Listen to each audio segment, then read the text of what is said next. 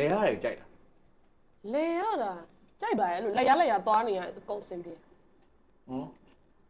အဲ့လိုမျိုးရှောက်သွားတော့ကြိုက်တာ အခုလိုအချိန်မျိုးမှာအသားရည်ထိမှဆိုတော့ဘာလို့ဆိုရော စိတ်မကောင်း စိတ်ဝင်တော့သွားတာ ဒီနေ့ထိလည်းမစားဘူး ငါထောင်ဆိုရငါအသားရည်ထိမှရမ်းကြောက်ဒီစကင်ဆိုမကဲဘူးလေအဲ့လိုဘေးကတော့တငယ်ချင်းတရက်ကွက်လောက်အဲ့လိုမျိုးပြောတယ်နေစကင်ကဲတော့နေ25ကျော်ပါပြီတင်းလေးတွေကထွက်လိုက်မယ်နေလောက်တော့နော်ဆဲခွင်လေးလေ လဲ ဒီငါရွေးပြောနေလို့မသိငါရွေးပြောနေလို့ပဲလိုက်နေပါနဲ့လေးလေးပမာလောက်ပါလားလိုက်နေမှမလဲမနေဘူးသူနဲ့တွေ့ရင်ကိုတို့ကထင်းသိမ်းရတဲ့စကားတခုရှိတယ်အကိုကသူကအဲ့တော့ကွာသူကဥရောပခီးရင်ထွက်နေထွက်နေတဲ့အချိန်မှာအကိုကသူတငယ်ချင်းတွေပါဒီမှာထိုင်နေတဲ့ဒီမှာရှိအကိုလည်းသူတငယ်ချင်းတွေရှိရအဲ့သူ့ကြည့်ကြတာကိုကျွန်တော်ကိုဥရောပခီးစင်နဲ့ပြန်မလာခင်မှာအခုတော့မှားကျင်တယ်အဲ့တော့ကိုတို့ကအမင်္ဂလာဆောင်ကလောမင်္ဂလာဆောင်သူတို့တငယ်ချင်းမင်္ဂလာဆောင်သွားဆိုတော့တခုတော့ကြိုပြီးတော့ပြောထားမယ်ကျွန်တော်ကိုရှိကြဟေ့အောင်မင်းမချမ်းဘူးလားလို့လုံးဝမပြောနဲ့တော့တော့နားဘာလို့လဲမဟုတ်ဘူးမချမ်းဘူးလားလို့မပြောနဲ့ကျွန်တော်တားနေရင်တော့ဘာလဲဟုတ်ဆိုမချမ်းဘူးလားလို့ပြောရင်ငါပြင်သစ်သွားတော့မှာကွာကျွန်တော်အေးနေတာပြင်မှာအဲ့လိုပြောမှသူတို့တားတာအဲ့ဒါကိုသူတို့မညှိတာအဲ့ဟိုဘက်မှာထိုင်နေအကူလို့မညှိထားမိဘူးကိုလူချင်းပဲအဲ့လိုအနီးကတွေ့နေကြလူပဲညှိထားလိုက်တာအဲ့ဟိုရောက်သွားကလောလဲရောက်သွားသူကမှဘောင်းမိတော့ဒီတိုင်းပဲအဲ့တိုင်းပဲဝတ်တာတောက်ရှောက်အဲ့တိုင်းပဲသူတသက်လုံးအမဲနဲ့ပဲသွားမှာသူတသက်လုံးအမဲနဲ့ပဲတိုက်ပေါင်းလို့ဒါမင်းမဲနော်ဆိုအိတ်ကြီးပြောတာလားချာလို့ရမှာလို့ နက်ကလည်းရှိရ နဂက်ကလည်းအဲ့ဒါစားနေတယ် သပင်းလည်းပဲအဲ့ဒါကိုလေးရောက်သွားအမအကိုတွေကမညှိထားတဲ့ကိုတွေတွေ့ရအကောင်အနွေးတယ်ကလော့အေးတာကိုမီးတွေပါလုံးဟဲ့မင်းမဝဲဘူးလားတဲ့ငါပြောရတယ်ဟာသွားတယ်တိုင်းငါပြင်သစ်ပါလား အကွက်တဲဝင်သွားတာအဲ့မှာ ဟုတ်အမဲကွာအဲ့လောက်ထိမသိဘူးအဲ့လောက်ထိစီစဉ်မရှိဘူးဒီကောင်လေးဒီကောင်ရရကိုတယ် ကျွန်တော်လည်းထည့်တယ်ဟေးပီဒီကိုငတ်တာ ဟောနောက်မှအိုးလိုက်ရည်ခုနအိုးပြလိုက်တာနဲ့ရော ရေကအကုန်ပဲလား ကိုလေးရတယ်တားအောင် ညာအငယ်ဆုံးလေးချီရလို့လားငှဲ့ပေးရတော့ နောက်ဆင်းပြန်လိုက်ရက်ကိုဖင်ရကြတယ် ဖင်ရတယ် လူပဲဖင်ရမှာခိုင်းတယ် ကြည့်လို့လားကြည့်လို့ အဲ့ လား ဒါအကွက်လည်းဝင်သွား ပါပြီ ဟောလို့ဟာရပြီတော်ပြီ ဟဲ့လိုက်ဘူးလေ ပြီးတော့အရန်ကောင်း အဲ့လိုကန်ရ ဟုတ်ကဲ့တဲ့တဲ့အဲ့လို အဲ့လိုကန်ရလား အော်အေးဘော service ပေးရတော့ သူအဲ့လိုခိုင်းနေဘီယာမူးလာပဲဆိုသူအဲ့လိုဝေတာတွေပါတင်တန်းပြန်ပြဘယ်နှခွက်ကိုခိုင်းမလဲ ဟောရေးဆိုမမတော် ဘုံကကြောင်ညာချင်းထားတူတော့ကျွန်တော်နဲ့ခင်တယ်ကျွန်တော်ရှင်းပေးပါမယ်အဲ့ဒါ ရတာမှာမနေ့မှထောင်လိုက် လာရတဘူးလား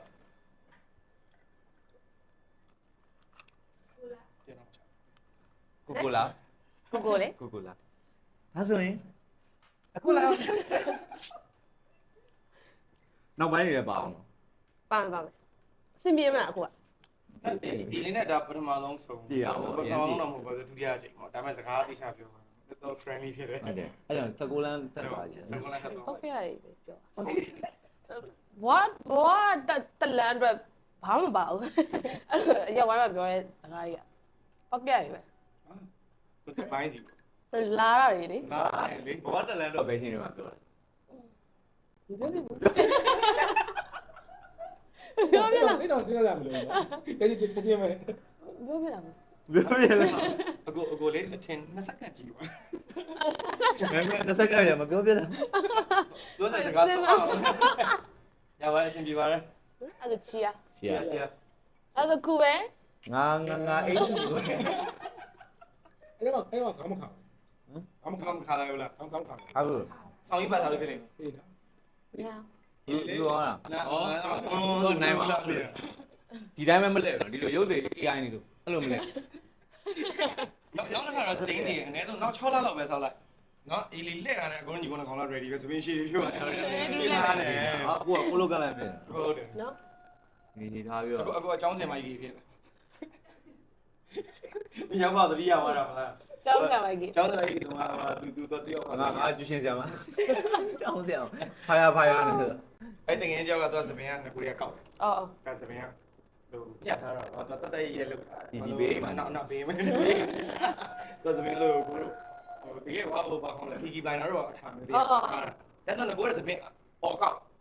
original ကောက်အော်ကောက်ဆိုတော့သူလှုပ်လိုက်အဲ့နာမှာတိုင်းလေးကနှစ်တွန်း အဲ့မင်းကျောင်းကြမှာလူစီးတာတွေပြန် ရီမိသွားတယ် အဲ့ဒါပြီးသွားရင်သူကတာယူတွေ့ဟာမစမညက်ထားလားအေးညက်ထားတယ်ဘယ်လိုပဲညက်ညက်မင်းအဲ့အမောက်ကဘယ်လိုမှမပြောဘူးတော့အဲ့နှစ်တွန်းလေ သွားဖြောင်းလိုက်တာမဟုတ် ဟမ် သပင်သွားဖြောင်းလိုက်တာ သူပြောတယ်အဲ့အဖြောင်းလိုက်ရင်အောက်ကထွက်လာတဲ့အတွန်းနဲ့ဆိုအပေါ်ကအဖြောင်းကြီးကမသိရလန်နိုင်ကြီးလို့နေသူဖြစ်နေမှာဆိုတော့ လည်းဟောမပင်လေးတို့ဥပါလေရှိုးဝဲနဲ့ပတ်သက်အမှတ်တရလေးနေပြောတော့ရှိုးဝဲဆိုခဲ့ရအောင်ဒီအများကြီးပဲအခုလာမဲ့အားလေရှိုးဝဲရှိနေတော့ဘယ်လိုမျိုးလွဲရရှိတယ်ပုံရိပ်ဆိုရင်ကွာဟိုအပြင်မှာလူတော်တော်များများပုံရိပ်ကိုပြောကြရဲဆိုရင်ရှိုးပေါ်မှာအရန်ကတယ် အရန်ကတာ တွန့်ပြီးတော့ကတာ ဟာဘတ်စတိတ်မှာလည်းကတာ ကတယ်အဲ့လိုမျိုး အဲ့တော့ तू တယောက်တည်းမဟုတ်ဘူးနော်အီလီကိုပါခေါ်သေးရ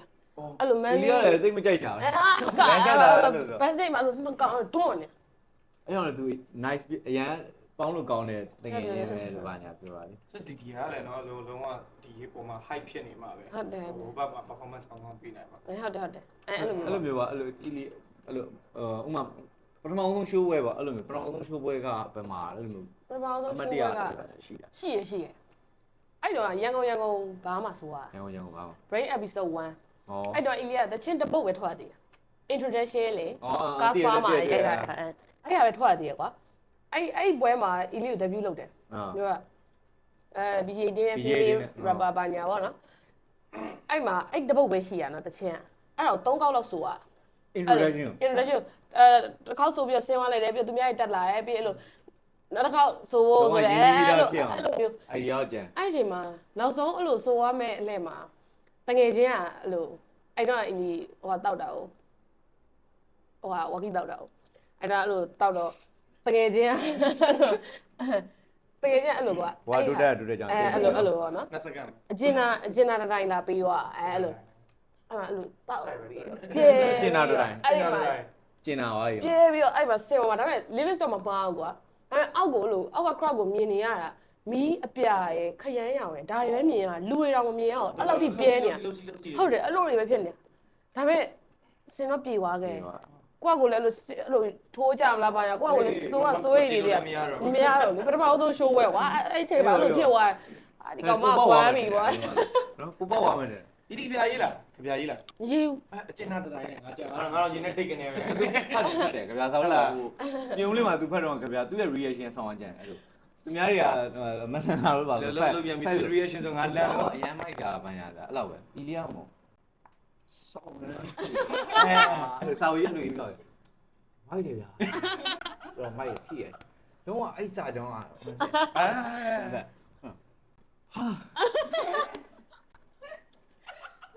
မြာကြီးလားမြာကြီး စာဟုတ်တယ်နေကြရိုင်းတဝင်း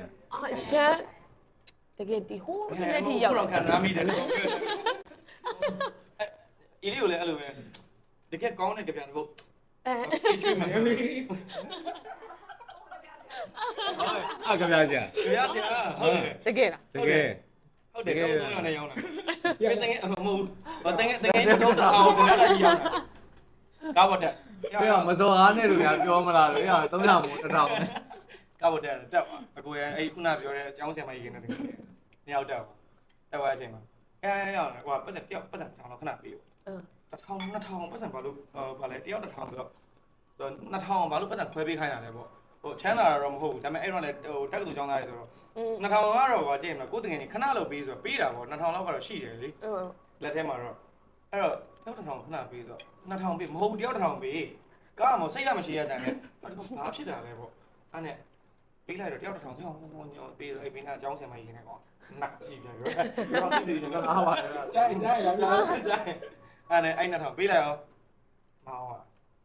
2000နဲ့ဘာလုံးလို့စီလဲထဲလို့မရဘူးဘာလုံးလို့ခန့်ခန့်ကျောင်းနေလိုက်ထွက်လာရောက်တော့ဟမ်တယောက်တော့ကိုင်းလိုက်စောက်လိုက် နင်အခွေအဲ့လိုရောင်းဘူးလား ဆလုတ်အမဲနဲ့အဲ့ရဲကြပြဆောက်ဟာတယောက်ကြပြဆောက်ငါဘာလို့အောင်မလဲဟာမင်းတ တကယ်ချင်းအားပေးတယ်ဟာမင်းအားပေးလို့ကျအားပေးတယ်နဲ့တစ်ထောင်တပြားတိုက်ပြီးယူသွားတယ်လို့ အေးဟုတ်တယ်သူ့ကွက်နဲ့တော့ပြည့်တယ်နော် အဲ့ကြပြစာအုပ်ကနောက်2ပတ်လောက်ကြာတဲ့အချိန်မှာလုံးဝရာဇဝင်တွင်မဲ့ကြပြဖြစ်သွားတယ် အော် အဲ့ကြပြ အဲ့ကြပြာကွာငါတို့ကြပြာဖတ်တဲ့ခန္ဓာပွဲတွေပါရှိရလေလူငယ်လောက်ကြခုနောက်ပိုင်းအရန်ခစ်စားလေအရန်လည်းမိုက်တယ်လေအဲ့လိုဘာဖြစ်လဲတော့ဆရာအောင်ချင်းရဟာတွေဖတ်ပြီးရင်အကုန်လက်ခုပ်တီးကြတယ်ဘာညာဘာလို့ကြပြာနဲ့ရင်းနှီးကျွမ်းမှုရှိရပြိတ္တရှိရတော့ကြပြာဖတ်တဲ့လူကအားတက်တယ်ကွာအေးသူကကြပြာဆိုတာစာရေးသားဦးနဲ့မကွဲတဲ့လူတွေကွာ ဟုတ်တယ် အဲ့ဒါသူကြပြာစာအုပ်ကြီးကိုကင်ပြီးတော့ तू ကအဖွဲ့သားရရှင်မှာအဲ့လို ဖတ်ပြရတာ အပြာမှာ อืม ကြပြာပါ တော်တော်တူအဲ့မှာအဲ့ကြပြရအောင်နဲ့ကြပြစာအုပ်ဆိုအခုတကယ်ချင်းဟိုကျောင်းဆရာမကြီးกินတဲ့ကောင်ကဟိုကြပြပါမလို့ ရှာရလည်းကိုက်မိနေဘောနော် မဟုတ်တယ်မမီအောင်လို့ မေးမှဒီလိုလာကားလိမ့်မယ် အဲ့လေအကိုကအဲ့စာအုပ်ကအမှန်တမ်းပြန်ကွာအဲ့တော့ကျောဝိတ်တွေကောက်ထည့်လိုက်တာအကိုပြန်တော့ပတ်စံကြီးတွေဘာတွေမထည့်ချင်ဘူး ဟုတ် ဆိုတော့ကျောဝိတ်အမြဲအဲ့လိုမျိုးအဲ့မှာအကုန်ပြုံဆုံး ဝင်မှာရက်တွေပါခါလို့ ဟေးအဲ့စာအုပ်ကြီးကပါလာရရပါဆိုဟိုကောင်သူပေးလိုက်တာကုန်ပြီတဲ့ဆိုတော့အကိုပြောအဲ့နဲ့ထုတ်တော့ရအောင်နဲ့ကြပြငါကြပြစာအုပ်လေးနဲ့ကြွားလိုက်စမ်းပါတော့အောင်နီးအောင်တဲ့ကွာတစ်ထောင်ပေးတာကတော့ဘေးဘေးဒီကောင်တော့ငါဖြုတ်အောင်တော့ဖြုတ်မယ်ပေါ့ဖတ်တော့ဖတ်ပြလိုက်မယ်ကွာသိရမလား3ကြောင်ဆဲမလို့ဒါပေမဲ့အကိုအဲ့နဲ့အကိုဆဲခံလိုက်ရ အဲ့လားဘာလို့လဲ အကိုပြောချင်တာမကောင်းဘူးဆိုဆဲမလို့ဘာရေးနေဘာညာပြောလို့ဒါပေမဲ့အကိုဆဲခံလိုက်ရတယ်သူများဟာတွေကြော်လိုက်တယ်သူဟိုဟာဒီမဲ့လင်းမဲ့ကျဲ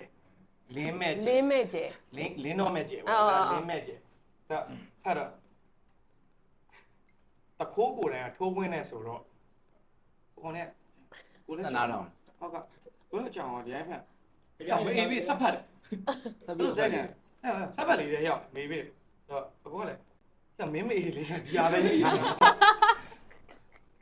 ဒီကရတဲ့ကဗျာတခိုးကိုယ်နဲ့ထိုးခွင်းနေဆိုတော့တခိုးပြင်းမှာထိုးခွင်းထားဆိုရတာရှိတယ် အော် တ အဲ့ ခိုးပြ ရ င်းမှာထိုးခွင်းတာတခိုးကိုယ်နဲ့ထိုးခွင်းနေဆိုတော့ညီမဘာလုပ်မလဲ ဘာလို့မရတော့မ စ တက် က် နိုင် တိုက်က တော့ ဗျာလို့ရေးလိုက်တာငါဒီကောင်ဖဲမလို့လုပ်တဲ့အချိန်မှာငါနောက်ကျသွားငါ့ကိုဝိုင်းစေတာစက်တိုက်ကစောင်းလုံးကြဘာလို့နေဒီမှာနားထောင်နေမင်းမင်းလေးတာပဲအဲ့မတ်တရားကြီးကဗျာ အော် မိုက်တယ်အဲ့မှာဆက်ပြီးတော့လှုပ်တင်တာနော် ဟုတ်တယ် ကြီးသားတွေပဲ၆တာအောင် တယ်လီဂရမ်ကောက်လည်းဖွင့်မယ် အခုကရေးစားရှိတာ အဲ့ဒါလည်းဘယ်လိုလုပ်ရမလဲနဲ့ ပြတ်သွားဘယ်လောက်ကြာ အဲ့တော့ကြာတနေ့ဝင်နေတနေ့လောက်ပြီ ဩကြာပြီပဲရ ကိုကတော့တိတ်မိတာပဲ ဒီကြိုင်ပဲဆက်နာကြတော့ကျွန်တော် program ပြတ်သွားမှာပေါ့အဲ့တော့ကျွန်တော်ရှောက်သွားတာဒါပေမဲ့မင်းမလေးပဲကြည့်လိုက်အဲ့ကြည့်ရမယ်ကျွန်တော် program ပြတ်မှာ မင်းကြည့်တယ်တန်တရားမျက်လုံးနဲ့ပြင်နော် မကြားဘူးအဲ့တော့ကြာပြီဒီသားလေးပါထားလို့ဆိုတာအသက်လည်းမငယ်တော့ မမရှာကြည့်လိုက်လေ မမချာ ဘယ်လိုမမမျိုးကြိုက်တယ်ကိုမမ ဒီနောက်ပိုင်းကောင်လေးတော်တော်များများကမမပဲ ဒါသွားတော့ ကြိုက်မဟုတ်ဟုတ်ပြောမဟုတ်တော်တော်များများ အဲ့လိုမဟုတ်ဘူးပူစိုးနေအဲ့မပြောရမဟုတ်ဘူး ဟန်ပြောတာ ဆိုပါနဲ့တက်ပြီး အဲ့လိုမပဲကွာတည်မလားမတွေကပိုကောင်းတယ်ဗောတည်မမတွေကပိုပြီးနားလဲပေးနိုင်တယ်ဗောအဲ့လိုမ အဲ့ မ တော့ တွေ ညီမလေးတင်းနေရဝင်နေရဘူးအဲ့တော့နင်ပြောမှာ ဟုတ်ဘူးအခုအသက်ရွယ်နေဆိုလို့ရှိရင်မအဲ့ဟိုဟာလေးကိုဝင်နေပြီ ဘယ်တော့ဝင်မှာအိမ်သားတော့ မလောလေအင်္ဂါတကချက်ကြ မရှာကြည့် အဲ့ဒါမမကိုဘယ်လိုစလိုက်ရကြံကြံလေး ဟိုသူ့ရွယ်အောင်ဒီရွယ်ဖြစ်နေမှာမင်းလေတရားစကားဝင်မှာ မင်းအဲ့လောက်တော့မလုံးနဲ့လေကွာမင်းအမနဲ့ကြိုက်တယ်လို့ပြောတာဘယ်အချက်ရွေးကြိုက်တယ်လဲမေးရမှာဘယ်လိုလဲမေးတော့ ဘယ်လိုမှအနေနဲ့ကိုင်တိုင်းပေးပြီးပါနဲ့သုံးသပ်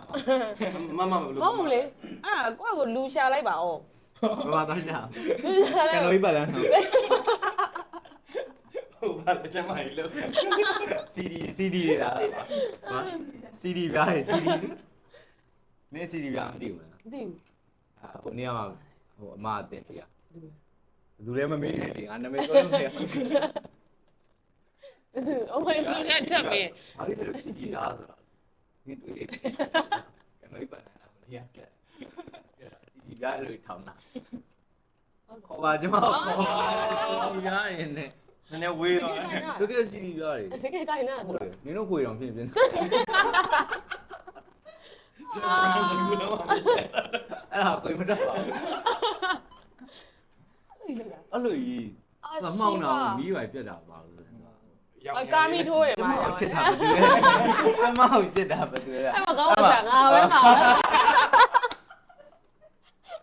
ရှုပ်ကုန်ပြီ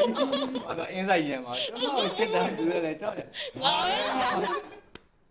ကောင်းမှစေရော အဲ့ဒါကြောင့်ဖြစ်မယ်မင်းတစ်ချိန်လုံးစိုးဝဲဝင် သူကမှငါပဲခေါ်ခဲ့မှာနောက်ကနေရောရော်ကဲရတယ်တီးတာမင်းသမီးလေးတို့တဲ့ ဦးတက်လိုက်တာ ကိုမိုင်းနဲ့နှစ်မိုင်းနဲ့ပြီးငါ့ကိုလည်းထဲရောက်တော့ နည်းနည်းတော့မူးလာပြီ နင်းကမူအောင်တိုင်းနေ အခုမှမူးတယ် မဟုတ်ဘူး အခုမှမူးတယ် ဘယ်တော့3ခွက်4ခွက်လောက်ရှိအောင် လေးခွက်ရောက်ရှိ အဲ့ဒါကိုလာတောင်းနိုင်တယ်ရော တောင်းနိုင်တယ်တောင်းနိုင် တော်တောင်းနိုင်တယ် သူရေနေတာမရတယ်ဟုတ်မှာ နောက်တားရင်နောက်ကျငါတို့အကုန်ပါလာကြမယ်ဆွဲပြီးတော့ဟုတ်လာရမဟုတ်သူခုနပြောနေတယ်လေလာကြမယ်လာဆောင်ကြည့်ရောအဲ့ဒါပါ ဟိုသူတို့ကပေါင်းသိရမ်းမင်းနဲ့ပေါင်းသိရမ်းမင်းကငါတွေးသေးစီစဉ်မှာအီလီကိုခေါ်ပြီးအီလီဘောတော့မတွေးတယ်ဘယ်တော့သူတို့တောက်ချောက်ခေါ်တော့မှနေ ရက်တော့မယ်အရက်တော့မယ် မျိုးထဲမှာဆိုသူတို့ပိုနီးရတော့ပို့ပြောအခုနည်းနည်းတော့ဖမနီးဘူးသူဆိုင်နေနီး ညောက်လာတယ် မဟုတ်နေရာလေး ဟောဆိုချက်လိုက်လေကွာပြီးရင် မြောက်လာတော့သူဆိုင်ကခင်မာတီမှာ အော် နီးလာ နီးရအင်းရဝေးပါကြီး ဟောဝေဟောပဲချင်းတိတ်မဝေးပေါ့အခုအဲ့ ဆိုင် ဘာမဆိုင် ဘာဆိုင်လဲကွာ ဘာလဲမဆိုင်ဘာ ဘယ်လိုလဲကားစပါကားတွေမိတ်ကပ်ပြေးလေးဒီတေးလေးဒီတေးကားတွေမိတ်ကပ်တွေနဲ့ဟန်ဒီပါ ဒီတော့ဘယ်နေရာလောက်ဘယ်မတိုင်တော့လောက်ကြာ အဲ့ပါ ဟုတ်ခင်မတီ ခင်မာတီတော့ ခင်မတီအခုတော့လေမြောက်ကလာဝိုင်းမှာခင်မတီဘက်ကိုချိုးတယ် အိမ်အားကြီးရဲ့ အဲ့မျက်စောင်းလို့ခင်မတီအိမ်အားမျက်စောင်းမျက်နှာစင်းကဝင်းပြီးတန်ကိုရှိတယ်တန်ကိုရှိတာရှိတယ် အဲ့အင်းရမယ်ပါ ဟုတ်လာ မဟုတ် ဝေ အဲ့ ပုံလားဟုတ်ပါ မ ဘူး မမဝေပုံလားကိုပြောအဲ့ခင်မတီဝင်သွားမှာဝင်သွားတန်ကိုစီဆိုင် တိုင်လို့ရှိရင်ရှိရ တန်ကိုစီဆိုင်ကြော်တတိုင်း4တိုင်းလောက်ကြော်နေဖယ်ဘက်ချမ်းမှာကိုဥစား ဩ ငိုစတဲ့ဘက်ချမ်းပဲ တန်ကိုစီဆိုင်ဘက်ချမ်းပဲ ဘယ်ခုရွှေ့တော့မှာ ရွှေ့တော့မှာနောက်မှကျတော့ AC ခေါ်မယ်အဲ့နေရာတော့နောက်ကကျရင်ကိုရဲနောက်နေရာတက် ပြီးတစ်ခုပေါ့ ဘာလို့ဆိုတော့ तू ကကားဒီဥစ္စာ तू ကလုံးဝစတူဒီယိုပုံစံမျိုးဖြစ်သွားတာဆိုတော့မီဇိုင်းနေနဲ့လုံးဝ တက်တော့လာရိုက်မယ်လေ AC ပဲနောက်မှရေပန်းနဲ့ထူတယ် ကောင်းလိုက်ပါ ညရွှေ့ဝဲမှာလို့ဟုတ်လို့ပါကားစီပဲပရိုဆက်ဟောင်းတယ်တော့ခံရအခုမှလည်းထိနေရဟိုအရင်တော့ ခုကတင်းနေရဆိုတော့ ဒီဆိုအရန်ဆိုးတယ် ရှိတော့ အရင်တော့မိသက်ပိုင်ကငါလွတ် ခေါက်တော့မဟုတ်ဘူးအင်းဆိုခုနှစ်ခုတ် အမှန်တမ်းပြအခုမှသိရတယ် နေရလို့လာလား ခုနှစ်ခုတ်တယ် တော်မရိုင်းမှာ ငါဟိုကခွန်းနေပါပေါ့လား ငါတို့ပုံးတယ်ကွာပုံးလေးနဲ့ငါသူများပတ်တယ်တော့ငါလည်းလူကြီးဖြစ်လာပြီ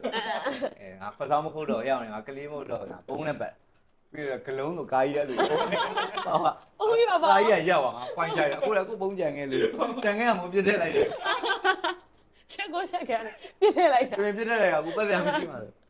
အရင်တော့အဲ့မိသက်ပိုက်တယ်တော်တော်ဆိုးပါလေ ဟုတ်တယ် အခုအဲ့ဟိုကားရေစီးကန်းကလေအဲ့တော့ခံရတာလည်းမပြောနဲ့အခုဘယ်လောက်နေဆိုကားဒီ body မှာတောင်းတောင်းစေးသားမကောင်းတဲ့ဟာမျိုးဆိုရင်အဲ့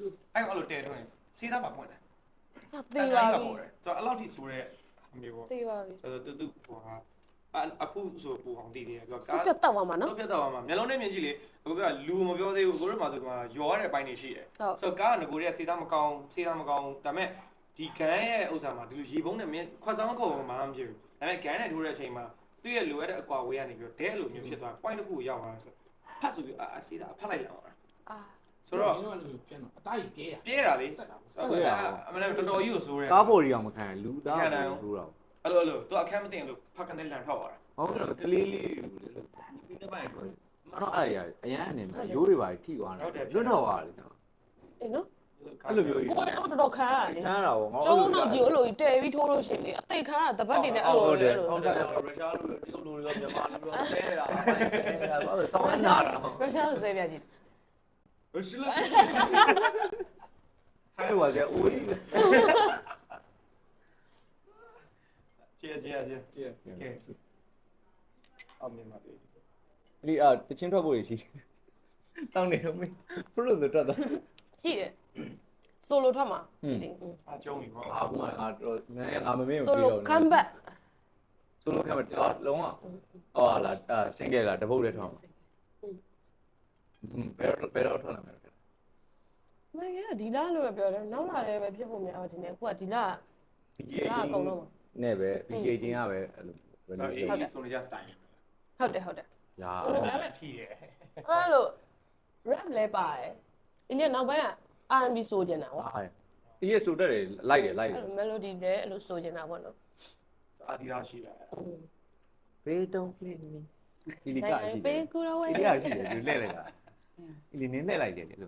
လှည့်လိုက်တာ နော် ဘေးတုံးပလင်းအဲ ကားကြလို့လား ငါကကြိုက်တယ်အခုလည်းကလို့မရဘူးအခါတော့ကိုကြီးနေကြတယ်ငါစိတ်ထဲမှာကွာဟိုငါဟိုးရင်တော့အဲ့လို Jade Dragon လို့ယူရီနီယာဘဲလို့ခံဒါပေမဲ့ငါဒီရပဲဒီလိုလေးပဲဖြစ်နေတာအရှင်မဖြစ်တော့အဲ့လို တင်လေက တင်ကျင်တယ်အဲ့လိုနော် အဲ့လိုနည်းနည်း basic ကို bounce ပါရရသွားတော့အဆင်ပြေပါ နောက်အပိုင်းကြရင်အဲ့လိုနေကအဲ့လိုဆိုရင်တော့တော်တော်များပါတော့အပိုင်း ပါတင်မရပါ dance studio တွေသွားတဲ့ခါကျရင် like ခဲ့ dance studio သွားကြတယ်ကိုလေးကတော့အဲ့စီအောင်ကြားတယ်ဒီ brain နဲ့နောက်တက်ကြကိုလေးကအကလက်ည ငါဘူးငါဘူးရ ဘလို့ဟာမပိန်ရအောင် ဆွဲပြီ ကောက်နော်အားကစားမလို့နော်ကောက်ကလုံးဝ slim ဖြစ်ပြီးတော့ကျစ်သွားနော်လုံးဟုတ်ရက်ပဲတောက်ကြပါဟုတ် အဲ့အပြောမယ်အရက်က whisky ကဗာလဲ gin vodka ဝိတ်ကြဖို့အတွက်ရခိုင်တော့ဝိတ်ကြစီပေါ့တော့ဒီတိုင်းမှာပါတယ် ဟုတ်လား ဆို gin ဆိုရင်သူကဒီ cholesterol ချတယ်အဲ့ဒါပါတယ် အဲ့ဆို ဒါဟိုလိုမျိုးအဲ့ဒါကြီးထိုင်တောက်လို့လုံးဝကြီးကြောက်သွားတာမဟုတ်ဘူးနော်အဲ့ဒါကနေညာဒါပေမဲ့သူ့ရဲ့ဟိုမှာသူပါတဲ့ဒီဟိုတွေကတက်ဒီသူ recipe ဟိုတွေအဲ့ကောင်ဝိတ်ကြစီတဲ့ခါလေးယူတယ်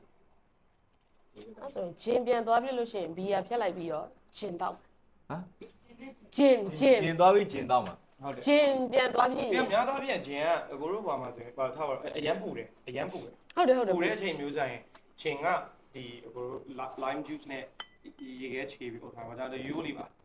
အဲ့ကောင်နဲ့ဆိုရင်ဟိုဟာဖြစ်တယ်သူ body temperature ကအရာစားတယ်အများသွားလို့တော့မရဘူး ဒီတော့ဂျင်ကိုမန်ဂိုနဲ့တောက်တာ ကျွန်တော် ဒါလည်းကြိုက်တယ် ဂျင် ဒီ ကိုဒီစမ်းကြောင်းက ကိုဆမ်းပါပဲချင်းမန်းကို ဟိုပါလဲ16လမ်းပုံစံကဂျင်မန်ကိုကောင်း ဟုတ်လား အဲ့ဆိုရင် ဒီနဲ့တောက်လိုက်ကြရ တော်ရအောင်တိုင်းမလို့အဲ့လိုမျိုးပေါ်လာမေးစားနေ နော်သူကနေရတဲ့စောင့်နေမလိုက်ဖုန်းဆက်ခေါ် 16လမ်းမှာရွယ်တောက်လျှောက် roll နေအောင်အဲ့လိုမျိုးသွားနေ ဒီရက်ပိုင်းတိတ်မသွားဘူး သွားပြပါဆန်းကြောင်လည်းမတော့ ဆရာမကိုပြန်ပြီးခြေချ အဲ့ဘယ်နေရာတော့တော့ဖြစ် နေတိုင်းတောက်တယ် ကျွတ်စီ ဘာဒီညင်းတော့မလို့လားလိုက်တာသူညင်းတော့မလို့လား ခုလည်းနေရာတော့ နေတိုင်းတောက်တယ်အချိန်လား ချိန်ရွေးလား ချိန်တော့မယူဒါပေမဲ့ကိုစိတ်ကိုမှုနဲ့ကိုပဲအဲ့လို ရပြီ ဒါကြောင့်အဲ့လိုသူများအဲ့လိုအကုန်လုံးတောက်နေအဲ့ခင်ဗျမတောက်ရှင်လည်းကိုယ့်ကိုမတောက်ဘူးရှင်းတိုင်းတောက်နေ အဲ့မျိုးမိုက်တယ် ဘာလို့ဘယ်လိုမိုက်တာ အခုမမိုက်ရငါတော့အကျုံးပြတော့လား မင်းကိုသွားတက်နေတယ် မတော်အကွာဒီဟာပါဗျအကျုံးခံရင်းနေတယ်ဘာလို့ခိုးလောက်ထားတာမလို့ အော် ပြောလိုက်အောင်မတူအောင်သူတော် Telegram ကိစ္စပြောတာ ဟောမနေ့ကျရင်အခုမျိုး မင်းပြောတာပြောသူက24နာ အ ရီ စင်ပြီလားနှစ်ယောက်ညှိလိုက်အောင် မဟုတ်လေကိုပြည့်ပြောတာ သူနိုင်နေလူ ခိုးတယ်လူဟိုကိုနဲ့လုံးဝစပူတယ် အဲ့ရ PD ကိုလင်းလား ရှင်းကြအောင် ကိုလင်းသွားတော့ကိုလင်းထည့်ရမလား နှစ်ကြောင်း ကိုလင်းထည့်ပေးမှာလားထည့်ပေးမှာမလား အမေဘာရေးထဲ ရှင်းလိုက်အောင်နှစ်ကြောင်း ဟောင်းရေးထဲ နှစ်ကြောင်းဟိုဘက်ကြောင်းဒီဘက်ကြောင်း တော့ရေးထဲလေဘာလို့ရေးရောတာတော့ ဘယုတ်ရေး ရှူရှူ နှစ်ကြောင်း နှစ်ကြောင်း နှစ်ကြောင်းပဲနော် ရှိသေးဘူးနော်တမျိုးကြီး ဟုတ်ဘယ်နဲ့ဘယ်နဲ့ 2စက္ကန့် အဲဒီကြောင်းပြီးသွားရနောက်တစ်ကြောင်းအာ အားကြောင့်မို့တယ်အားကြောင့်မို့ဆော့တယ်ရှူတာဘလို့ရှူတာအဲ့လိုဖိရှူလို့ ကောင်းမရှိဘူးအဲ့အဲ့ဒီ ဒီ တော့ လိုရှိအကြောင်းရှိ ဒီရောက်ပြီးမှရှူခိုင်းမယ်နော် အဲ့တော့ကောင်းမှာတောက်လျှောက်အဲ့လိုမျိုးရှူလိုက်မရှိဘူး အတန်တန် တန်တန် တန်တန်လေ အဲ့ပြုံးထဲမှာအီလီကိုဘာလို့ဆောင်းအောင်ခင်သွားတာတစ်ချက်ရှိရတော့အခုလိုပဲဘလူးရှုပ်ပြောတဲ့လူတော့ဒိုင်းငံကြီးရသူပဲဒိုင်းငံ तू မကြီးနေနည်းနည်းပင်ပန်းနေလား तू နည်းနည်းပင်ပန်းနေလား तू မဟုတ်အဲ့လိုစပြီးတော့အဲ့လို तू နဲ့စခင်တရက်မှနောက်ရက်မှ तू သွားလို့ကြောက်ကြည့်ဘာပြောလဲဘာပြောမလဲကွာမပြောလဲဒီနေ့ငါးနေမဟုတ်ဘူးငါနေမကောင်းမသိကြ तू အဲ့လိုတခြားလိုက်ကြည့်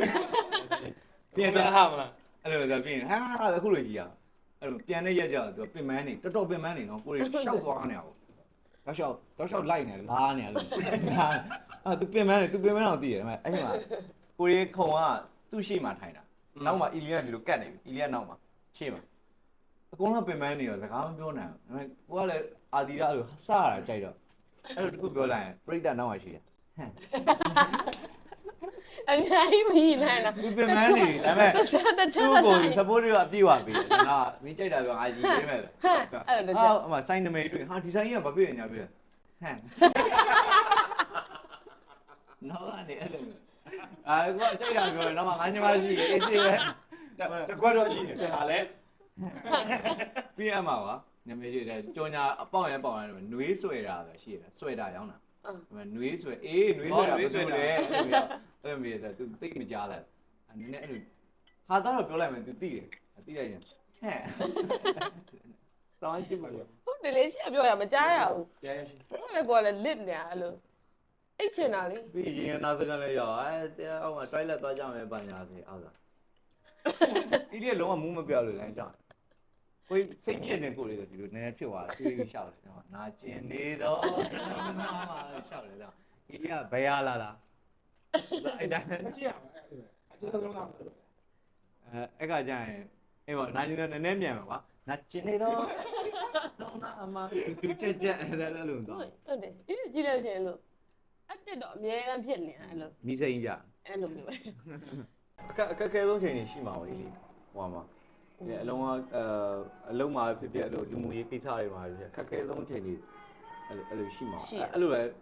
ဘယ်လိုဖြတ်တန်းခဲ့အဲ့လိုပဲဖြတ်တန်းခဲ့ရစိတ်ကိုအဲ့လိုပဲစိတ်ကိုရှော့ထားပြီးတော့ Lamborghini နဲ့ ဒီလိုပဲဖြတ်တန်းသွား ညနေဒီနေ့ရှေ့ပြတ်သွား ဟောဖြတ်တန်းပြန်ပြီဆို ကောင်းတယ်မတနာလည်းအဲ့လိုပဲပြောဒီကရစိတ်လူလာတယ်ဗာပြည့်ညာဖြစ်တယ်ပေါ့နော်ဒါကတော့လူတိုင်းမှာရှိပါတယ်ဒီအမှုပညာလုပ်တဲ့လူတိုင်းမှာရှိရဲ့ပြဿနာရှိတာပဲကွာဟိုကိုယ်တော်မှဘလောက်နေရှိတာပဲအဲ့တော့အရှိကမတနာပြောတာမတော်သူကသူညီမလေးဆိုဟိုဖြစ်အောင်ပြောတာအမှသူကအီလီဆိုရင်လည်းကက်ခဲအချိန်ကြီးရှိရပါတော့ဒါလူတိုင်းရှိရပါဘူးနော်ကက်ခဲအချိန်ကြီးရှိရတယ်အဲ့လိုဆိုအီလီကအရန်စိတ်ထိခိုက်တယ်ပေါ့နော်အဲ့လိုအီလီရန်ကက်ခဲခြင်းကိုကသူအာတန်အင်ဘာစိတ်မူနေတော့ငါဆိုရင်လို့ငါရှိကိုဖုံးဆက်ပြီးတော့ဇဲရ ဟိုးဟုတ်တယ် ငါရှိကိုဖုံးဆက်ပြီးတော့နေရာမှာတင်မှာအောက်ကနေဇဲရလောက်ပဲရှိတာငါဖုံးဆက်ပြီးတော့ပြောင်းသွားတယ်ငါပြင်းလို့ရေးရဆဲရပြင်းပြင်းဘာလို့ကြမှာအတော်လားဟောခမ်းမှာများလားအစားတော့လားဟုတ်မင်းဘာဖြစ်ညာပြန်ပြောကြပြောင်းမင်းအရင်ရောဟဲ့ငါမင်းဒီရောပြောဒါပေမဲ့တော့ငါမောလာကွာသူတို့တစ်ခါပဲဆဲရပါငါလူရောပေါင်းတော့ပြန်ဆဲရငါပင်မန်းလာပြီးတော့ဟိုကိုယ့်ကို support ပေးတဲ့ပြိတ္တပြောတယ်တစ်မျိုးလုံးဝကိုယ့်ကိုလည်းဘာမှ support ပေးရမှာမဟုတ်ဘူးကိုယ်လည်းအဲ့လိုလှုပ်ချင်လို့လှုပ်တယ်ဆိုတာအဲ့တော့ ချောင်းချောင်း အဲ့တော့ချိုးကဟုတ်ကြအာလာချောင်းလဲကောင်းတယ်မရတော့ငါဘောကကောင်းမှုဖြတ်တန်းပဲကောင်းတယ်ဒါရေးစိတ်ညစ်လို့မရတာဖုန်းလာတယ်အစိမ်းရင်းလို့လာအဲ့လိုရောတော့လာအဲ့လိုပဲပြောပြီးချပဲ3-4ခါလောက်လာမလာတော့တော့ကြာတော့ရငါကောဆန်တာဖြစ်တာဟဲ့တော့လာမင်္ဂလာပါအဲ့ပြီးတော့ဟိုကအဲ့ဒါကောင်းတယ်ကောင်းတယ်လက်ပစ္စုပန်အဲ့လိုဖြတ်ရှင်းလိုက်တာ ဒါတချို့ကြတော့ကွာသိရမလားနည်းပညာရှင်တို့ဒီဟိုဘယ်လိုခေါ်မလဲဒီပရိသတ်နဲ့ထိတွေ့နေအဲ့လိုမလို့ဒါပြောခံတခုရှိတယ်ချို့ကြတော့ဖုန်းကြီးပေါ်မှာဆဲခံ ဟုတ်လား ဖုန်းကြီးဝတ်တဲ့နေမှာဆဲခံဘယ်သူမှမပြောဘူးမလေးအကြီးပဲကိုနှစ်ဆလောက်ရှိ ဘုံကြီးကိုကြီးနဲ့ဆဲခံရတာနော် ဖုန်းကြီးဝတ်ကြီးနဲ့ဆဲခံမေးတော့နှမတွေရောစုံလို့ အဆဲရဆဲရဘေးရကြောင်းကြောင်းပြမှာနေတယ်သူရဲ့သူအားလာရဆဲ ဆဲမဲ့ဆဲတော့လေပလိန်ဆဲခံနေမရှင်းလိုက်ပါကွာ ဘုန်းကြီးဝင်နေအောင်ညနေဒီပါလီရောညနေပြီးတော့ဒီလည်းမနေနေ အဲ့ဒီကကိုစေတို့ခံအဲ့စေတို့ကပြီးမှပြောမယ် ဘုန်း အဲ့ဒီညပဲ ဟောပြီးမှပြောမယ်နေပါဦးပြောပါသေးတယ်ပြောပါ ပြောမယ်လေ စိတ်ကိုရှော့တာ နေအောင်တော်တော်ဖြစ်နေပြီ ဘုန်းဆက်ပြီးတော့ဘုန်းလာကမှနေတာပေါ့နော်ဟုတ်တယ်ပြီးတော့အဲ့တော့လေအောင်နေတာလေဘာလို့ပြီးတော့လာပြီးတော့လေဘုန်းလေးတော့နေနေ ငါဆက် ငါဆက်ဘုန်း ကိုစင်ကသွားပြီလေ ဒီကမအေးတော့ တကောင်ကြီး ဘုန်းမနေတယ်အခုတင်ဘယ်ကောလဲဘုန်းကြီးမတောင်းနေတယ် တကယ်တော့ကရုံးလုံးတာတကယ်တော့ကရုံးတော့ချင်းပြောရမယ်ကြင်ကြအခုမှတော့ဘုန်းကြီးမတောင်းနေတယ်နေမောင်နေအောက်တောက်သားရုံနဲ့ဆိုရလုံးဝဆိုရမရဘူးမရဖို့နေခါတိုင်းတယ်အဲ့ဒါဆဲနေရပဲ အဲ့ဒါနဲ့ တကောင်ကြီးကတော့ကွာ အဲ့လာတော့ကောင်မဆဲခံဟောတော့ ကြည့်အောင်လို့ဟောအကုန်လုံးဟိုဆဲနေကြည့်ပါဦးလို့အဲ့ဒီနေနေဘယ်ရလဲအတန်ကြီးကြားကြပြီးတော့သူဆဲလို့ကတော့ကြောက်ပါ အာကုသူတော်တော်ယူလိုက်တာပဲသူ ဘာလို့လဲဆိုတော့အဲ့အကုသို့ဘယ်ရရဆို ကိုယ်တော်တော်ရလိုက်တယ် အခုမနေ့ကအကိုတို့ကဟိုစွန်းသားချိန်ရှိရစားပြီးတော့အဲ့ဟိုဗာလဲဒီညနေဆောင်ပေါ့နော်အစဉ္ညာလျှောက်ပါညာလျှောက်ကြီးဟိုတောင်းကြီးလျှောက်ပြောပေါ့ပြီးလဲပြီးတော့နေ့နာရီလို့လောက်လဲကြောလိုပဲမီနေနဲ့ဖုန်းအဲ့တော့ clash of ကလာတာမသိဘူးကစားခဏကစားတယ်ဘုန်းကြီးကျောင်းအမှန်တိုင်းပြောရင်တော့အရင်လွတ်လပ်ပါတယ်အဲကိုကကိုဖျားလာရောလိုက်တယ်ဒါပဲအတိရှိတာဟိုအဲ့ခေတ်အဲ့တော့နာအကိုအိပ်ပျော်ပါကစားကောင်းပြီးအိပ်ပျော်ပါဒီတိုင်းပဲပန်ကားလေးရတယ်ကောင်းတယ်ရာသူကလည်းဒီလောက်တော့မဘူးသေးဘူးအိပ်ပျော်ပြီးလဲပြီးတော့ ဟုတ်ပါငါ ပြီးလဲပြီးတော့အခုနိုးတယ်ဦးစင်းနဲ့ထအလုံးဆောင်နောက်ကျနေပြီဟာလက်အရန်လန့်အောင်ဘုန်းကြီးတွေအလုံးစားတယ် ဘုန်းကြီးဖြစ်ပြီးလမ်းကသူပဲ ကိုတို့ကြတော့ကွာအောက်မှာတကယ်ဆရာတော်ကြီးတွေရှိရဟိုဆရာတော်သူတို့စားတဲ့ဥစ္စာမှာဆို ဖုံးပေးတာ စားတယ်မသိဘူးကွာငါလည်းမသိတော့ဘူးအရင်တော့နဲ့ဖုံးပေးတဲ့အချိန်ပေါ့ချိန်ကြည့်လိုက်တော့ပုံမှန်ဆိုစွန်းစားတာ9ခွဲ9ခွဲ ဖုံးပေးလိုရင်းမယ် အဲ့ကျန်6နိုင်7မိနစ်ဖြစ်နေပြီအာရောတင်ငါရုံရငါစင်းနေလိုက်ရမလား အေးရထားကြိတ် ဟိုကလည်းကမင်းစင်းနေတဲ့ငါတို့ကတင်ငန်းနေယုံလိုက်အောင်ပဲတကယ်စင်းသွားတာအခုတင်ငန်းနေယုံတင်ငန်းရလေတပတ်လေကြီးနဲ့အော်ကလည်းဟိုဒီဟိုလေကရတပတ်လေစင်းသွားအော်လေကျော်ဟာမောင်မဲနေဟာကျောင်းလည်းနိုးသေးလည်းမသိဘူး ဆရာတော် တကယ်အဲ့ဒီထိန်တော့ ကျဲကျင်းရ ထင်တော့အဲ့နဲ့အပြင်ထွက်ပြီးတော့စပိုးဆောင်သွားချက်လို့ဘူးမှမရှိဘူး6နိုင်ပြီမနောက်ကျနေပြီ9ခွဲဆိုစားရမယ်ဥစ္စာအဲ့နဲ့အပေါ်ပြန်တက်တယ်ကတော့မအေးလေတကူနဲ့တင်ငန်းလေးကိုကာပြီးရီနေဘာဖြစ်လဲကြည့်တော့မအောင်ငါအဲ့ဒါညနေ6နိုင်မနေ့6နိုင်တယ်မ ကျောင်းနိုင် AM နဲ့ PM နဲ့လာမှာ သူစားဖို့စင်သွားတာကို အဲ့လိုပြီးလည်းပြီးပြန်ကန်နေ အဲ့ဒီညပဲဒီကောင်ဆဲခံရတာအခုဆို သူလည်းပါတော့ကြည့်ပါပြည့်လို့အုံကြီးဝတ်တာငယ်ချင်းတွေဝတ်တာကွာနော်9ရက်ဝတ်တာ9ရက်အပြည့်ဝတ်ပေါ့ စားပြီငါမိမရှိရင်နော်စကွန်ပြောတော့ အဲ့တော့အိမ်အောင်ကြည့်အိမ်အောင်ကြပြီးတော့ ဘာလို့စား အခုနပြောပြသူကရက်တဲ့နေသူယူလန်းဆဲတာအဲ့ကျောင်းကျောင်းရေးกินတဲ့သူရဲ့အမေဟုတ်တယ်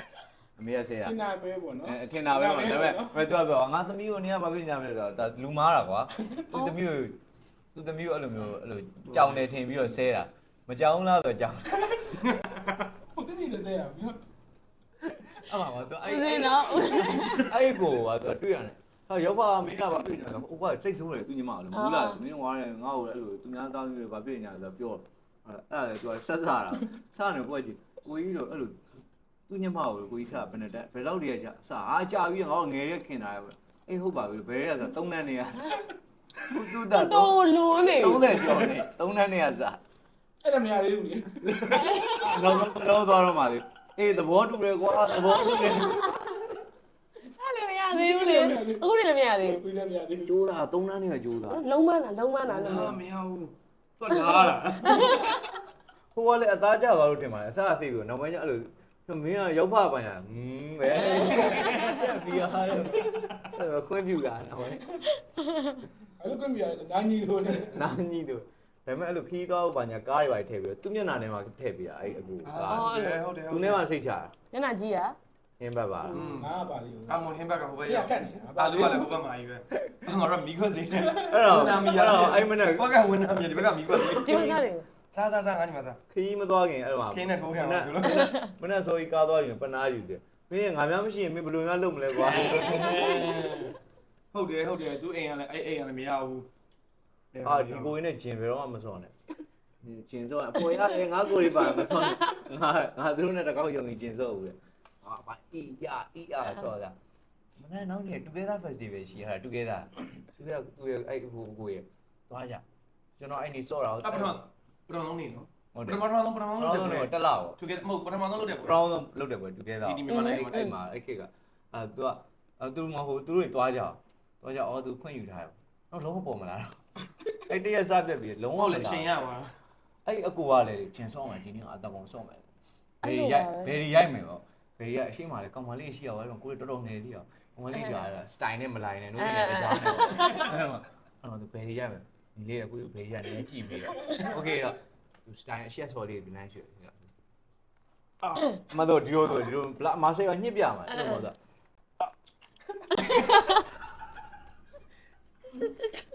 အဲ့တော့စေကောလို့ပြီးနေပြီးတော့ ဟိုကျောင်းထဲမှာ ဘယ်ရရဘယ်နာနာမလဲအီလီတိရမှာဘယ်ရရဘယ်နာနာစင်းသွားပြီမောင်းနေတာဘယ်ရရမောင်းနေတာလာနာ ပြောလို့ပြောရမှာမဟုတ် သူဘလို့ရရမသိ သိလို့ရပြီဒါဝင်ညစ်တာလေလူမပေါ့အဲ့တော့တိုင်ညစ်တာ လူမပေါင်းသိလို့ရပြီ ဘယ်ရရငါမောင်းနေတာနေပြီတဲ့ ရန်လန်းဟာ သူညီမကြပြောင်းမြန်အဲ့ကိုရညီမကြပြောင်းမြန်သူကကရာတေးလာပါ ရလည်းရှိ ရေးရေးပဲ ကရာတေးပါရှော့ ဒီပါဆို ကရာတေးပါရှော့အကောင်သူအီလီလိုပဲဆိုအဲ့လိုမျိုးပေါ့ပွားလို့ခက်လန်းလန်းလို့တော့ယောက်ျားလေးဆန်တယ်နေရကွာအဲ့သူ့ကိုကမစော့နိုင်ဘူးစော့နိုင်မလာတော့ငါသူနဲ့စော့ပါကွာဒီမှာကိုထက်ငယ်တယ်ဆိုရင်ကိုကနည်းနည်းစော့ရတော့အလေးပါရထဲ့နေတိတ်ကကြကွာဟိုထက်ငါနည်းနည်းညှရဟမ်စော့လည်းမစော့နိုင်ဒါမှငါတော့ရတယ် အေးရိုက်ကြည့်ပါလား ရအောင်ပို့ရအောင်ပို့ တမိုးတေးပဲလား မဟုတ်တယ်လီဂရမ်ကောင်းမရှိမရဘူးသူလည်းရတယ်မှာလုံးဝဘဝမှာခံစားအခက်တယ်ဒီမှာစဉ်းစားကြည့်တယ်လီဂရမ်ကောင်းမရှိလို့ဖြစ်ခဲ့တယ် ငိုလား ဒိတ်မရှိရ ငို အ လား မဘောပဲငါကောင်ရမငိုဘူးဒီရှိတော့ငိုကုန်တယ် သူကအသေးွက်ရည်ရမုံမဲ့မတောင်းနဲ့နော်မတောင်းနဲ့နော် နှကောင်းကြီးနှကောင်းကြီးပြောင်းကုန်တယ်မဟုတ်ဘူးကြော်ညာမားနေပြီ ဟိုကဖုန်းလေးကပ်ပေးလိုက်လေဖုန်းလေးကပ်ပြအမေပြောင်းမြန်ပြီ ကောင်းမြန် မတောင်းနဲ့ ရှူချင်လို့ငါယူချင်လို့ မျက်ခုံးကြီးကျုံးကုန်မယ်မတော်ဘယ်နဲ့ပေါက်တာမဟုတ် စီ ဘူး စဉ်ကောင်းတယ်ကောင်းတယ်ရေမချိုးရမှသိလို့ ဟုတ်တယ်မင်းတို့သူတို့ညော်နေနေလို့ အထက်မှာချိုးရတယ်သွားချိုးလိုက်တယ်ဗာလဲစပြမှာလေ ရှိတယ်စောင်းမှရှိတယ် မျက်နှာရွယ်တောက်လိုက်ဟိုတောက်လိုက်တော့မြတ်တော့ ဘုရားသွင်း ပြောင်းသွင်းလိုက် ဖေအောင်တယ်အဲ့လိုလား ဟုတ်တယ်လေ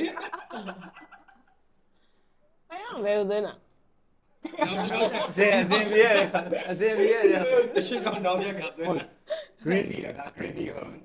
green tea တကယ်ဟို relax ဖြစ်တယ်အနံ့လေးရအောင် ငုံနေတော့မရ ငုံနေတော်တော်လေး မိုးတယ် မူးလာအောင်တိတ်ပြီးတော့မူးလေ အော်နေတော့နိုင်နေတော့အိမ်ကိုရောက်လာ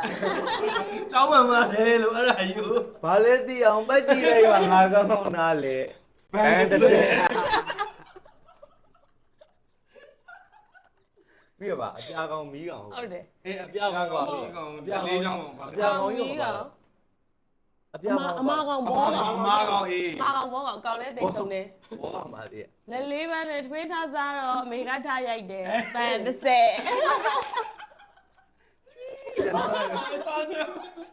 ကိုယ်အဲ့လောက်နေလို့ပြ ဟာတော်တော်ကျန်းတာပဲ ဆိုတော့ကိုယ်က ရှင်းအသာတူလို့ဆိုကြ ဟိုသိလားအဲ့တော့ကျေးသားသေးခွဲစီဆိုလို့ ခြေသားသက်ကြတာမဟုတ်ဘူးလေဟိုရမင်းတို့အင်းတို့ဥက္ကရောပဲ အေးဦးတက်လိုက်တာ ဟောဒီကကြီးရစစ်ပတ်တွေကအောင်တယ် ဘာညောင်းနေပြီ လို့လည်းတော့ကြဒီ program တောင်းနေပြီ ပြက်လိုက် အော်ဘာပကြောင်နေကြโอเคအဲ့တော့ဒီနေ့ကျွန်တော်တို့ Rango episode 2ကိုရိုက်ခဲ့ဖြစ်ပါတယ် မျက်နှာသိမျက်နှာသိ ဟိုအချိန်ပေးပြီးတော့လာပြီးအီလီကိုလည်းအရင်ပဲကျေးဇူးတင်ပါ မသိနေဘူးကွာ ငါသိနေပြီငါသိနေပြီ အဲ့လိုပြန်မသိနေ စိတ်ကိုလျှော်တာ စိတ်ချ စိတ်ကိုလျှော်တာအီလီကိုအကိုတို့တင်းအနေနဲ့လေနောက်ဆုံးလေးပေါ့ကင်မရာလေးကိုကြည့်ပြီးတော့အဲ့လိုလေးဟိုအတိတ်ကအီလီကိုအခုလက်ရှိအီလီကအနာဂတ်အီလီအနေနဲ့ ရပ်ပြန်ဖက်တယ် အဲ့လိုစကားလက်ဆောင်လေးတစ်ခုပေါ့ message တစ်ခုပဲပေါ့ကိုတော့ parallel universe ဆိုနေယုံကြည်ရလူတော့ပါ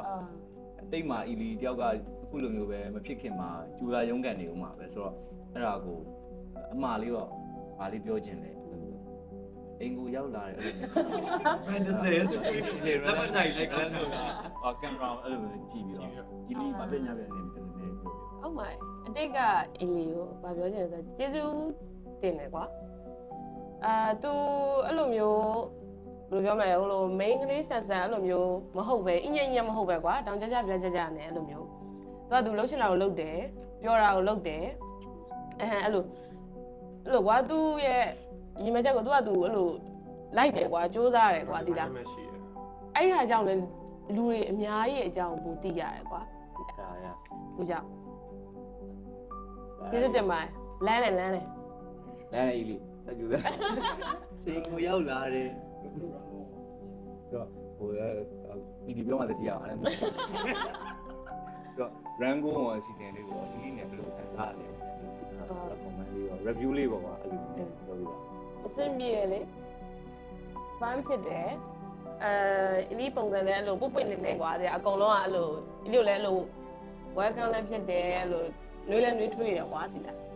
ဘောကြပါတယ် အဲ့လိုအကိုတို့နဲ့ဆက်ပြီးတော့လိုက်ခဲ့ပြီးပါ ဒါဆိုခုပဲ တတ်တော့လေဟာအဲ့ဒါ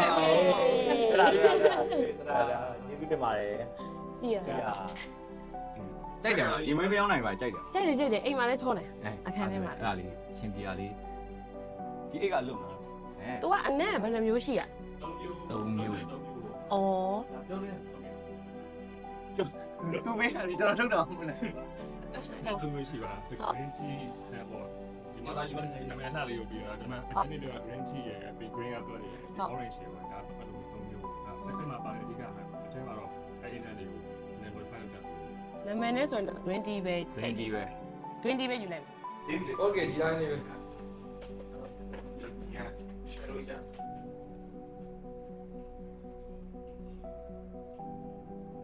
ဟုတ်ကဲ့ ရရမရမှာဘာလို့မစားလဲတောင်းကြတယ်